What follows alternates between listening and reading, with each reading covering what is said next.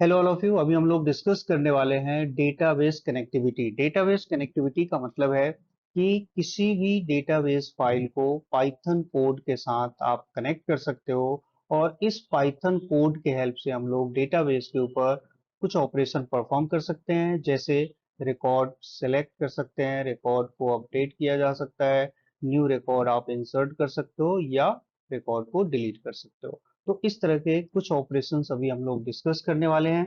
But इसके लिए सबसे पहले आपको कनेक्शन एस्टेब्लिश करना होगा डेटाबेस एंड पाइथन कोड के बीच।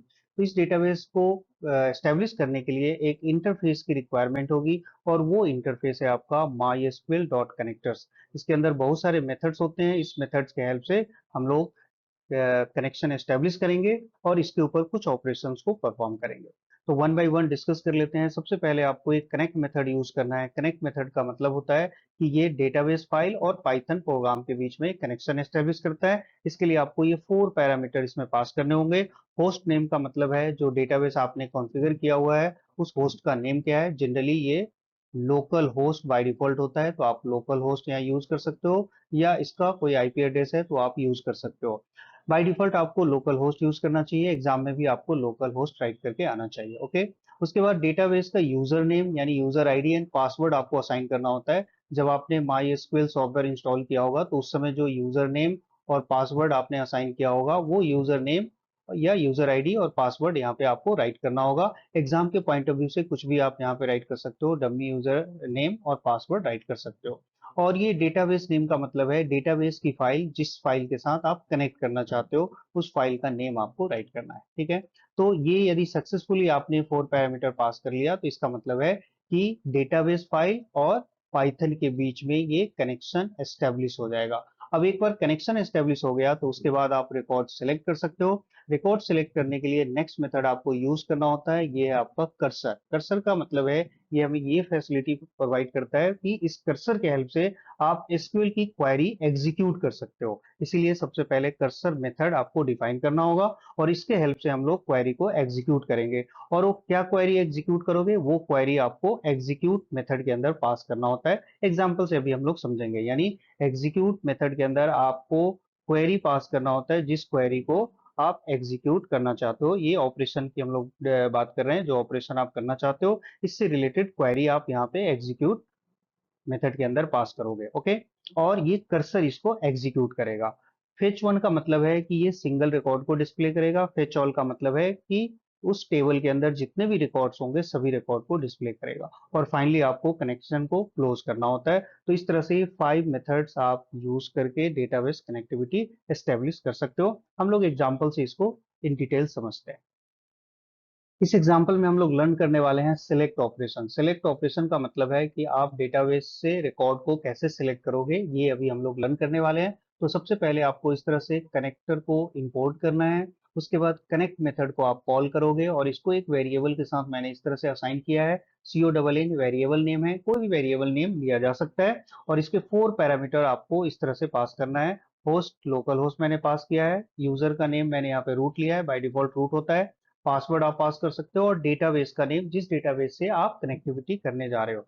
एग्जाम में आप कोई भी डेटाबेस आईडी पासवर्ड आप यूज कर सकते हो यदि क्वेश्चन में मेंशन नहीं है तो। ठीक है। तो इसके हेल्प से क्या होगा कि ये डेटाबेस कनेक्टिविटी एस्टेब्लिश हो जाएगा। यानी कनेक्ट मेथड को जैसे ही कॉल करोगे तो पाइथन प्रोग्राम को यानी इस प्रोग्राम का कनेक्शन डेटाबेस के साथ एस्टेब्लिश हो जाएगा। उसके बाद ये ऑपरेशन आप परफॉर्म कर सकते हो। ऑपरेशन परफॉर्म करने के लिए आपको यहाँ पर सबसे पहले कर्सर डिफाइन करना होगा। इस तरह से देखिए यहाँ पर ये क्या है, कनेक्शन। जो वेरिएबल नेम लिया है आपने कनेक्शन के लिए CONN, तो इस वेरिएबल नेम के साथ आप कर्सर को कॉल करोगे। जैसे ही कर्सर को कॉल करेंगे तो ये हमें परमिट करेगा कि आप क्वेरी एग्जीक्यूट कर सकते हो। और इसको भी एक वेरिएबल के साथ इस तरह से मैंने असाइन कर लिया है कर1। अब इस कर1 यानी कर्सर वन वेरिएबल के साथ आपको क्वेरी एग्जीक्यूट करना है। यानी आप किस टाइप का ऑपरेशन चाहते हो। तो देखो मैंने यहाँ पे क्या राइट किया हुआ है, सिलेक्ट ऑल फ्रॉम स्टूडेंट। यानी स्टूडेंट नेम से एक टेबल है। आप ऐसे एज्यूम कर लो कि ये एक डेटाबेस फाइल है और इस डेटाबेस फाइल के अंदर स्टूडेंट नेम से एक टेबल बना हुआ है। और इस टेबल के अंदर ये कॉलम्स है roll number, name and age. और इसके अंदर बहुत सारे रिकॉर्ड्स हो सकते हैं। उस रिकॉर्ड को मैंने यहाँ पर सेलेक्ट किया है। तो इसको सिलेक्ट करने के लिए एक क्वेरी आपको इस तरह से पास करना है, सिलेक्ट स्टार फ्रॉम स्टूडेंट, इसका मतलब है स्टूडेंट टेबल से ये सभी कॉलम को ये सिलेक्ट करेगा। उसके बाद यहाँ देख सकते हो इस कर्सर के साथ मैंने एग्जीक्यूट किया है फेच वन, और एक और फंक्शन होता है फेच ऑल। तो इन दोनों में डिफरेंस क्या है? फेच वन राइट किया है तो ये सिंगल रिकॉर्ड को स्टोर करेगा डीडी के अंदर। डीडी भी एक वेरिएबल नेम है, कुछ भी ले सकते हो। और फिर यहाँ पर मैंने इसको डीडी को प्रिंट कर दिया है तो फर्स्ट रिकॉर्ड आपका प्रिंट हो जाएगा। यदि फेच ऑल ऑप्शन यूज करते हो तो इसका मतलब है इस टेबल में जितने भी रिकॉर्ड्स होंगे सभी रिकॉर्ड यहाँ पर डिस्प्ले हो जाएगा। उसके बाद आपको कर्सर को क्लोज करना चाहिए इस तरह से, और फिर कनेक्शन को क्लोज करना चाहिए। तो देखो बेसिक स्टेप है इसमें, ये वाला जो पार्ट है वो कोई भी ऑपरेशन करते हो सबके लिए कॉमन है, और सिर्फ ये वाला पार्ट यहाँ पे क्वेरी आपका चेंज होने वाला है। तो ये मैंने आपको बताया सेलेक्ट क्वेरी, यानी डेटाबेस से रिकॉर्ड को कैसे सेलेक्ट करते हैं, जो आपके एग्जाम के लिए इंपॉर्टेंट होने वाला है। इस एग्जांपल में मैं आपको बताऊंगा सिलेक्ट क्वेरी विद कंडीशन, यानी कोई कंडीशन स्पेसिफाई किया हुआ है। जैसे सपोज करो कि आप उस रिकॉर्ड को डिस्प्ले करोगे जिसका रोल नंबर 5 है, ये वाला क्राइटेरिया आप पास करना चाहते हो, तो कैसे एग्जीक्यूट करोगे? ओके, तो देखिए फर्स्ट पार्ट है कनेक्टिविटी का, ये बिल्कुल सेम है जैसे पिछले एग्जाम्पल में आपने किया था। उसके बाद देखो मैंने इस बार क्या किया, एक वेरिएबल ले लिया है क्वेरी। क्वेरी एक वेरिएबल है और इसके अंदर ये ऑपरेशन क्या करना चाहते हो, इसकी क्वेरी आपको इस तरह से राइट करना चाहिए, सिलेक्ट स्टार फ्रॉम स्टूडेंट। इसका मतलब है कि ये स्टूडेंट टेबल से रिकॉर्ड को सिलेक्ट करेगा, बट इसमें कंडीशन भी ऐड कर दिया आपने, वेयर। वेयर के साथ कंडीशन अप्लाई करना होता है, where roll number equals to percentile S. देखो यहाँ पे डायरेक्ट आप 5 नहीं राइट कर सकते, इस तरह से रोल नंबर 5 को डिस्प्ले करना है तो डायरेक्टली यहाँ पर कोई भी वैल्यू पास नहीं कर सकते। इसके लिए आपको परसेंटाइल एस यूज करना चाहिए। इसको हम लोग बोलते हैं प्लेस होल्डर, यानी प्लेस होल्डर का मतलब है कि इस प्लेस पे एक पैरामीटर पास होगा, यानी इसमें वैल्यू पास करोगे और वो बाद में करोगे, डायरेक्टली आप यहाँ पर कोई वैल्यू राइट नहीं कर सकते। ठीक है, ये समझ में आ रहा है आप सबको? अब इसकी वैल्यू कैसे पास करते हैं, देखो इसके लिए मैंने एक वेरिएबल लिया हुआ है नंबर, कुछ भी ले सकते हो वेरिएबल नेम, और इसके अंदर क्या वैल्यू पास करना है, ये रोल नंबर 5। तो लिखने का तरीका देखो इस तरह से राइट करना है आपको, 5 कॉमा 5 के बाद कॉमा जरूर लगाना है। इसका मतलब ये हुआ कि ये दोनों को एक साथ जब हम लोग कंबाइन करेंगे तो सेंटेंस ये बनेगा, select star from student where roll number equals to 5। ये बनेगा सेंटेंस, बट डायरेक्टली आपको 5 राइट नहीं करना है। राइट करने का तरीका यही है, यहाँ पर परसेंटाइल एस यूज करना है और बाद में इसकी वैल्यू को इस तरह से पास करते हैं। उसके बाद देखो मैंने कर्सर को डिफाइन कर लिया है, और इस कर्सर के हेल्प से अब इसको एग्जीक्यूट करोगे। देखो एग्जीक्यूट में मैंने ये दोनों वेरिएबल को एक साथ कंबाइन कर दिया है, देखो क्वेरी को भी और नंबर को भी, यानी यहाँ पे आपने राइट किया क्वेरी और ये नंबर, इसका मतलब ये पैरामीटर की वैल्यू और ये क्वेरी दोनों को एक साथ ये एग्जीक्यूट करेगा, और ये बनेगा स्टेटमेंट आपका select all from student where roll number equals to 5। और जिसका रोल नंबर 5 होगा उसके रिकॉर्ड को ये सिलेक्ट कर लेगा। और उसके बाद हमने एक वेरिएबल के अंदर इसको कर्सर को स्टोर कर लिया, कर्सर डॉट फेच वन, यानी उस रिकॉर्ड को डीडी के अंदर स्टोर करेगा, और फिर डीडी को मैंने प्रिंट कर लिया। फिर एज यूजल इन दोनों कर्सर को और कनेक्शन को क्लोज कर देना चाहिए। ठीक है, ये समझ में आ रहा है? तो पैरामीटर कैसे पास करते हैं ये मैंने आपको बताया इस एग्जाम्पल।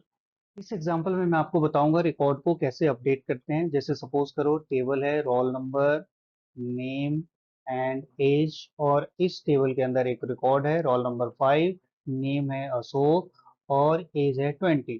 अब इस अशोक को मैं करना चाहता हूँ, यानी अशोक को रिप्लेस करके कोई नया नेम हमें यहाँ पे डिफाइन करना है, इसका रोल नंबर क्या है, 5 है। तो देखो इसको कैसे इंप्लीमेंट करते हैं। तो इसका जो फर्स्ट पार्ट है कनेक्टिविटी का बिल्कुल सेम है। क्वेरी देखो मैंने इस तरह से वेरिएबल लिया, और यहाँ पे अपडेट कमांड इस तरह से राइट किया जाता है, इसका सिंटेक्स आपको पता होना चाहिए। अपडेट ये कमांड है, और ये स्टूडेंट टेबल का नेम है, ये जो टेबल है इस टेबल का नेम मैंने स्टूडेंट एज्यूम किया हुआ है।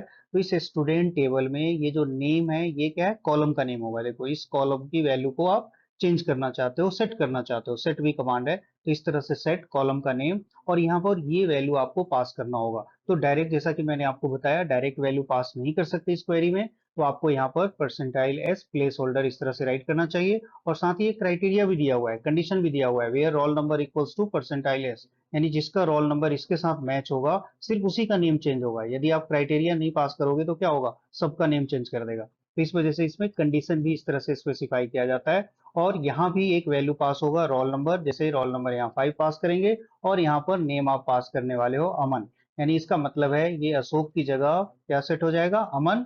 इसका रोल नंबर 5 है, सिर्फ उसी को चेंज करेगा। यदि एक कंडीशन पास नहीं करोगे तो क्या होगा, जितने रिकॉर्ड्स होंगे इस टेबल में 100 200 सबका नेम चेंज कर देगा। तो इसीलिए मैंने यहाँ पे क्राइटेरिया पास किया है। कंडीशन क्या है, जिसका रोल नंबर 5 है सिर्फ उसी के नेम को चेंज करेगा। ठीक है, ये समझ में आ रहा होगा।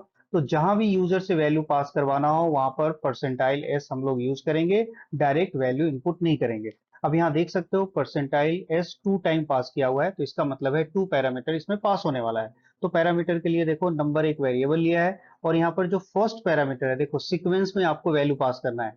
फर्स्ट पैरामीटर क्या है, नेम है, तो यहाँ पे देख सकते हो फर्स्ट पैरामीटर आपको नेम पास करना है। ये सेकंड पैरामीटर क्या है, यहाँ पर रोल नंबर पास करना है, तो रोल नंबर को सेकंड पोजीशन पे मैंने राइट किया है। तो इस तरह से ये पैरामीटर सीक्वेंस में पास कर सकते हो। इसमें जितने परसेंटाइल एस यूज किया है इस तरह से सीक्वेंस में ही आपको राइट करना चाहिए। ठीक है, तो ये दोनों पार्ट आपने डिफाइन कर लिया, क्वेरी और उसका पैरामीटर। अब इसी तरह फिर से कनेक्शन, आपने कर्सर को एग्जीक्यूट किया कनेक्शन के साथ, और फिर इस कर्व के साथ मैंने क्वेरी को कंबाइन कर दिया है, क्वेरी के साथ ये पैरामीटर कंबाइन कर दिया। इसका मतलब है कि ये दोनों एक साथ कंबाइन होकर क्या करेगा, अमन को यहाँ पे पुट कर देगा, अमन की वैल्यू को, और रोल नंबर को यहाँ पुट करेगा। तो क्या बनेगा आपका sentence, update student set name Aman where roll number equals to 5, यानी जिसका रोल नंबर 5 होगा उसका नेम क्या होगा, अब वो अमन सेट कर देगा। और उसके बाद एक बार आपको एक कमिट मेथड आपको यूज करना होता है कनेक्शन के साथ। इसका मतलब है जो भी अपडेट या चेंजेस किया वो परमानेंट, ये क्या हो जाएगा, परमानेंट सेटल हो जाएगा, इसीलिए आपको ये कमिट करना होता है। ठीक है, उसके बाद फिर आपको क्लोज करना है।